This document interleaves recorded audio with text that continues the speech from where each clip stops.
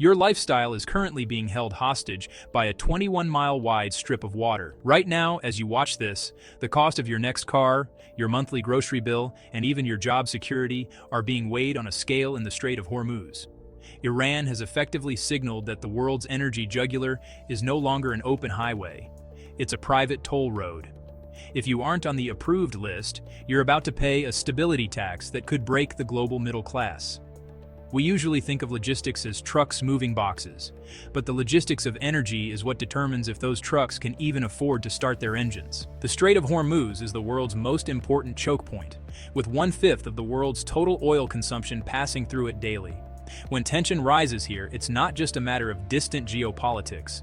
It causes an immediate spike in maritime insurance premiums. When a tanker's insurance jumps from $10,000 to $100,000 for a single voyage because of the risk of seizure, that cost doesn't just disappear. It is baked into the price of the plastic in your sneakers, the fertilizer used for your food, and the fuel in your tank. You are paying for those naval standoffs every time you swipe your card. For decades, the rule of the ocean was simple: freedom of navigation. If you had a ship and a cargo, you could pass. That era is over. Iran has begun asserting a controlled flow model representing the ultimate geopolitical leverage. By signaling that ships bound for China, India, or Pakistan can pass safely, while ships bound for unfriendly nations face inspections or technical delays, they have turned global trade into a tiered subscription service. Imagine if your internet provider decided that only your neighbor could access high speeds while you were throttled to 1990s dial-up because of who you associate with. Countries like Japan and South Korea, nations that have built their entire empires on just-in-time manufacturing, are suddenly finding themselves on the wrong side of the velvet rope. For a logistics manager in Seoul, this is an absolute nightmare. You can't pivot an oil tanker like you can a delivery bike. These ships are scheduled months in advance. When the heart of the world's energy stops pumping predictably, the brain in Asia starts to panic. This uncertainty is a silent killer for investment, making companies question why they should build a new factory in a country that might not have the power to run it next Tuesday. Let's lean into why this affects your tech. We often hear about the chip wars, but we rarely talk about the energy logistics required to win them. High-end semiconductor fabrication, the stuff inside your iPhone or your Tesla, is one of the most energy-intensive processes on the planet. Plants run by Samsung or TSMC require massive, uninterrupted loads of electricity.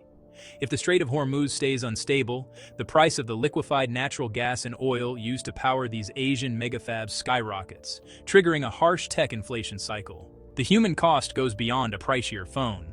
It actively slows down innovation as companies start cutting research and development budgets just to cover their utility bills. If you work in tech, or any industry that relies on global components, your company's bottom line is currently tethered to a tanker captain's ability to navigate past Iranian patrol boats. We are seeing a shift where energy risk is now a bigger factor in corporate layoffs than actual performance. Having already been burned by a reliance on Russian pipelines, Europe turned to the Middle East as a savior, only to find themselves staring straight at another choke point. This is where the logistics get messy. European governments are currently forced into a subsidy trap, pumping billions into energy subsidies to keep voters from revolting over heating bills. That money has to come from somewhere, and it usually gets pulled away from infrastructure, education, and healthcare. When we talk about shipping logistics, we have to talk about the route pivot. If the strait is deemed too risky, ships have to go the long way around Africa. This adds weeks to delivery times and millions in fuel costs. For a continent already struggling with inflation, this isn't just a simple delay, it's an economic heart attack. We're seeing a deindustrialization of Europe in real time, all because the logistics of their energy supply have become too expensive to maintain. Now, for my viewers in the US and Canada, you might think you're safe because of domestic energy production, but that is a dangerous assumption. Oil is a global fungible commodity. Even if the oil in your local gas station was pumped in Texas or Alberta, the price of that oil is set on a global market. If the Strait of Hormuz closes and the global supply drops by 20%, every buyer in the world, from Berlin to Bangkok, starts bidding on that safe North American oil. As a result, your local gas prices could easily spike to $6 or $7 a gallon, even though the oil is right under your feet. This is where the trucker factor hits the average person hardest. Most of our groceries and goods are moved by independent owner-operator truckers. When diesel prices jump 40% in a month because of a Middle Eastern standoff, those truckers can't just absorb the cost. They either raise their rates, meaning your milk costs $8, or they stop driving entirely. This is the supply chain domino effect. A disruption in a 21-mile strip of water in the Middle East can lead to empty shelves in a Walmart in Ohio within 3 weeks, all connected by a thin, fragile thread of logistics. Where does this leave us? We are moving into an era of fortress logistics. Countries are no longer looking for the cheapest shipping route, they are looking for the safest. We're seeing the rise of friendshoring, where we only trade with countries we are 100% sure won't turn off the tap. But friendshoring is expensive and breaks the efficiency of the last 30 years.